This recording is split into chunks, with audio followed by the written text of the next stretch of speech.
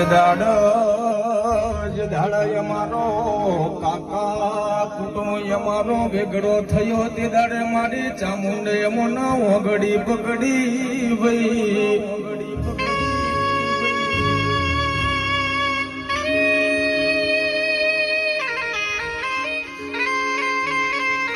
એ કોણ આવો આવો આવો મારા બાપના રતાનીઓ મારી છે ધૂળ મેલડી આવો ને માં